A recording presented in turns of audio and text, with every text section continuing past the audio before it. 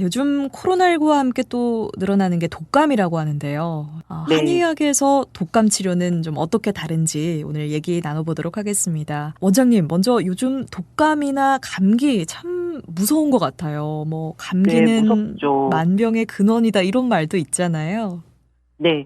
감기가 말씀하신 대로 만병의 근원인 게 예. 감기는 바이러스 질환입니다. 음. 바이러스에 의해서 목과 코 부분을 비롯한 그 상부 호흡기가 면역적으로 약해졌을 때 감염이 된 거라 예. 사실 항생제하고는 특별히 관련은 없어요. 그렇지만 항생제를 처방해 주시는 경우가 있죠. 네네.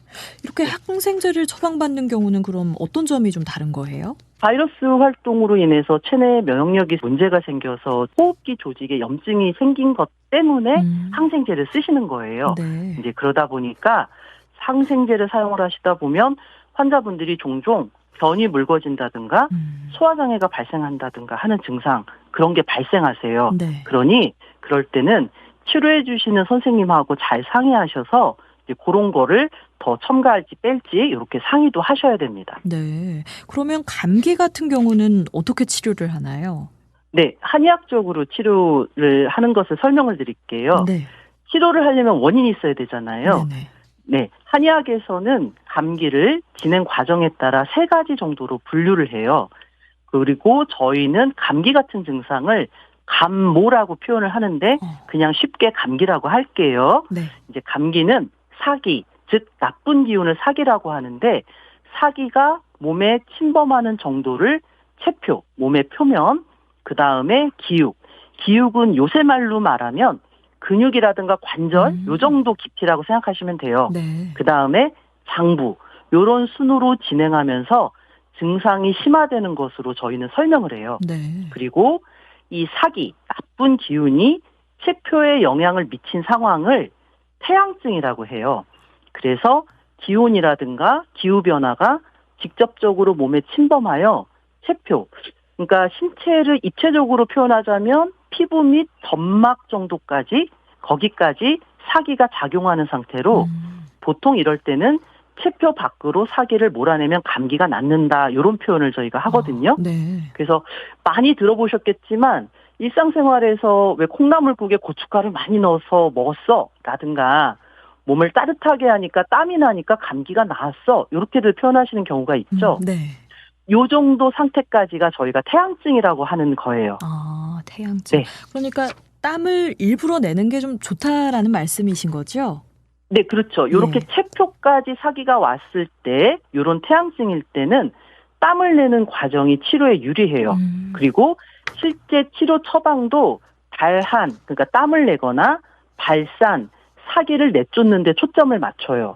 근데 이제 여기서 이 태양증에서 감기가 낫지 않고 요 사기가 근육이나 골격의 깊이로 이동을 하는 것을 양명증이라고 해요. 양명증, 예. 네, 그래서 관절이나 근육의 깊이로 사기가 이동을 했기 때문에 감기 증상은 당연히 있고 관절이나 근육이 아프고 몸도 피곤하고 사지가 무력하고 막 만사 귀찮아요. 네네. 예, 이런 거 가끔 느껴보셨을 거예요. 예, 이런 상태에서는 몸을 따뜻하게 관리하고 치료하는 건 좋지만 땀을 너무 많이 배출해서도 안 되고 관절이라든가 이런 걸 많이 움직이면 안 돼요. 그래서 무리한 운동이나 움직임을 좀 삼가하시는 게 좋아요. 그럴 때는 좀 무리하게 땀을 빼는 건 좋지가 않은 거군요. 그렇죠. 예. 경험상 몸살이 있을 때 근육도 힘들고 관절도 쑤시는 것 같고 그렇지 않습니까? 네, 맞아요. 예, 요런 걸 저희가 이제 양명증이라고 하는데 요럴 때는 요런 거에 맞는 즉 양명증을 해결하는 감기 처방을 써요. 그래서 호흡기 증상뿐만 아니라 근육 피로랑 관절이 막 쑤시는 듯한 증상 그런 것을 없애는 처방을 씁니다. 그리고 요 감기의 정도가 여기서 더 깊어져서 근육관절에서 즉 양명증에서 치료가 되지 않고 다음 단계로 이동하는 것을 소음증이라고 합니다. 소음증이라는 건 어떤 건가요? 네, 양명증에서 다음 단계는 이제 장부밖에 없겠죠. 그래서 소음증은 감기의 증상이 내장에까지 영향을 미치는 걸 말해요. 즉 상부 호흡기 증상이 더 심해질 뿐만 아니라 증상의 호전도 미미하게 되고요. 더불어 장부에 영향이 가니까 소화장애도 심하게 발생하거나 혹은 소변의 변화도 나타나거나 대변의 변화가 많이 나타나는 상태예요. 네. 그럼 이럴 때는 뜨거운 음식을 먹고 뭐 땀을 일부러 내는 것도 도움이 안 되나요? 네, 그렇죠. 음. 이런 소음증에서는 땀을 내면 안 돼요. 아. 체표나 근육 정도까지만 감기 기운이 있을 때는 괜찮지만 네. 이미 장부까지 침범을 했으니 땀을 내면 오히려 기운이 소모되어 감기가 잘 낫지 않아요. 아, 오히려. 그러면 네네. 몸에 좀 좋은 걸 더 먹어야 할까요? 어떻게 이 감기를 이겨내지요? 근데 요럴 때는 네. 감기를 이기겠다고 소화도 원활하지 않은데 억지로 많이 드시거나 너무 영양가 높은 음식을 드시는 것도 실제 감기가 쉽게 낫지 않은 영향까지도 주어요. 네. 그래서 네네.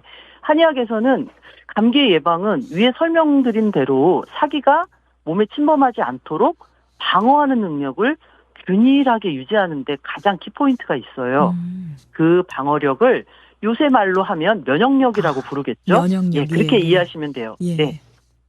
그리고 또 감기 때문에 나타나는 여러 가지 증상들은 네. 한방 감기 치료로 이제 한방이라는 용어를 되게 좋아하시지만 한방으로 증상이 제거되진 않아요.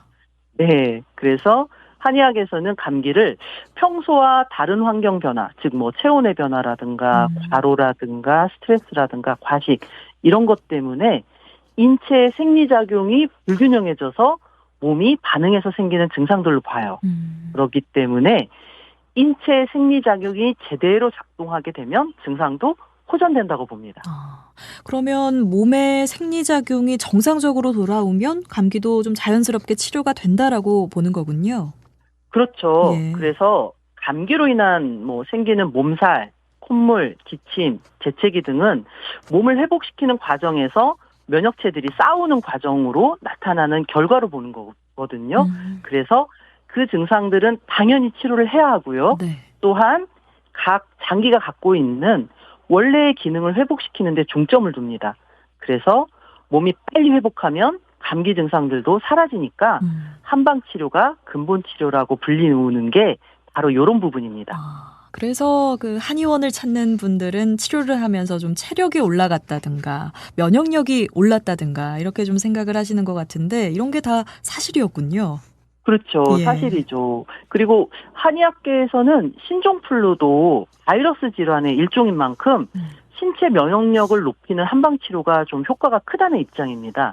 특히 항바이러스 치료제인 타미플루 많이 들어보셨죠? 네네. 주성분이 십킴산이라고 하는데요.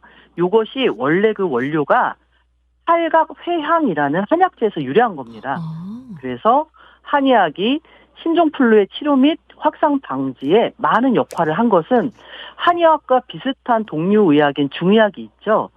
중의학의 연구 결과에 너무 많이 이미 확인이 되어 있습니다. 그렇군요. 그러면 한의원에서 이제 처방받는 그 약도 보험이 가능한가요? 네, 이게 보험이 되는 약재가 일부 있는데요. 네. 한의학에서 감기 치료를 얼마나 중요시 여기는지 이 한방보험 정책에서도 알 수 있어요. 보험이 되는 한약은 정부 정책에 의해서 약 56종 정도 되거든요. 그중에 절반이 한 28종 정도가 감기 치료에 적용하는 약이에요. 그만큼 한의학에서는 감기 치료를 중요시 여기고 있고요. 그러네요. 네, 그렇죠. 그리고 임상적으로 볼 때 감기 증상 중에 가장 첫 단계인 제가 아까 설명드린 태양증 있죠. 네. 그런 체표까지 그 사기가 침범한 정도는 보험약제로도 많은 효과를 볼 수가 있습니다. 근데 환자의 상태에 따라서라든가 보험약으로는 약성이 너무 약하다든가 할 때 또는 치료 효과가 미미할 때는 대부분 그 다음 단계인 양명증부터이거든요. 이때는 이제 보험약제가 아닌 탕약 형태의 한약을 복용해서 감기를 치료하는데요. 그런 부분은 이제 직접 치료하시는 한의사 선생님들의 판단에 이렇게 맡기시면 됩니다. 네. 그러면 감기를 우리가 예방할 때 좀 주로 어떤 약재를 사용하시는 거예요? 네. 면역력이 평소에도 약해서 감기가 자주 이완이 되고 또는 감기 기운이 굉장히 오랫도록 지속적으로 느끼시는 분들이 계세요. 네네. 그런 분들은 이제 위에서 설명드린 대로 몸의 생리 균형을 맞추는 한약을 처방받으시면 정말 좋고요. 또 몸의 상태는 그렇게 나쁘지 않은데 일시적으로나 갑자기 감기 기운이 감지가 되면 체표로 사기를 발산하는 약을 처음에 쓸 수가 있어요. 그때는 이제 질문하신 대로 저희가 설명을 드리자면 진피나 계피, 진피 아실까요? 귤 껍질에 해당이 되거든요. 예. 네네네. 계피는 들어보셨을 거고, 예. 생강도 들어보셨을 거고, 네. 소엽은 굳이 얘기하면 차조기 잎이라 그래서 깻잎하고 비슷해요. 그런 발산하는, 발산하는 그런 한약재를 위주로 처방을 합니다. 그렇군요. 이제 이런 것들을 각자의 이 증상이나 상태에 따라서 그렇죠. 이제 판단을 해주시는 거군요. 그렇죠. 예. 그리고 원장님, 그 한약을 먹고 나서 좀 설사를 했다고 하시는 분들도 종종 계시던데 이분들은 왜 그런 건지, 뭐 한약이 몸에 좀 안 맞아서 그런 걸까요? 이게 여러 가지 이유를 설명드릴 수 있지만, 네. 이런 경우가 있어요. 저희가 가장 임상적에서 자주 보는 경우인데, 네. 이제 저 같은 경우는 두 가지로 나누는데요. 예를 들어 병의 원인이 어혈이나 담음 같은 경우들은 원인이 해소되는 과정에서 그 소화기로 배출이 되는 경우가 있어요. 소화기를 통해서 그런 어혈이나 담음이 배출이 되면 소장과 대장의 운동성이 굉장히 달라져요. 그래서 변이 묽게 느껴지거나 장의 상태가 자극을 받는 느낌이 들어요.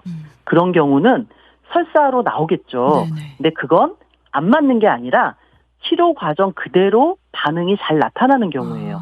네, 또 하나는 한약 복용 후에 신진대사가 굉장히 활발해지세요.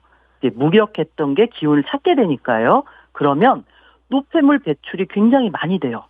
그때도 약간 풀어지는 변이라든가 종종 설사 같은 형태가 나타나는 경우도 있어요. 네. 예, 저 같은 경우는 혹시라도 이런 좋은 반응을 맞지 않는 걸로 오해하실까봐 네. 복용 후에 이런 상태가 나타날 수 있어요라고 미리 고지를 드리는 편이고요. 네. 네. 그리고 다른 한의사 선생님들도 처방하셨을 때 대부분 미리 고지하시는 경우가 대부분이니까 심려하지 않으셔도 되고요. 혹시라도 그래도 의문점이 있다 하시면 언제든지 진료한 선생님한테 문의하시면 돼요. 그러니까 치료하는 과정에 있어서 자연스럽게 나타나는 그런 과정일 수도 있으니까 궁금한 게 있으면 문의를 해서 또 해결을 하면 될 것 같네요. 네. 예. 그러면 마지막으로 평소에 우리가 좀 스스로 면역력을 키우는 방법 뭐가 있는지 알려주시면 어떨까요? 네. 먼저 평소에 잘 드시고 충분한 휴식과 수면을 잘 취하셔야 돼요. 이건 너무나 당연한 말인데 그중에 가장 키포인트는 수면이에요. 수면은 면역력 증강에 가장 좋은 방법 중에 하나예요. 네, 그리고 커피나 음료수 같은 것도 액체긴 하지만 실제 우리 몸에 흡수가 된 뒤에는 대사 과정이 물하고는 좀 달라요. 그래서 될 수 있으면 체온과 비슷한 정도의 온도의 따뜻한 물을 많이 마시는 게 좋고요. 그리고 외부로부터 체온은 일정하게 유지해 주시는 게 굉장히 좋습니다. 그리고 손은 자주 씻어서 청결을 유지하게 되는 게 병의 원인을 피하는 데 도움이 되는데 코로나를 겪었기 때문에 네. 이 부분은 이미 많이 잘들 하고 계신 것 같아요. 예. 참 면역력을 키워서 또 체력을 높이는 게 상당히 중요할 것 같네요. 한의원이 있는 나라 연세한의원 손정희 원장과 함께했습니다.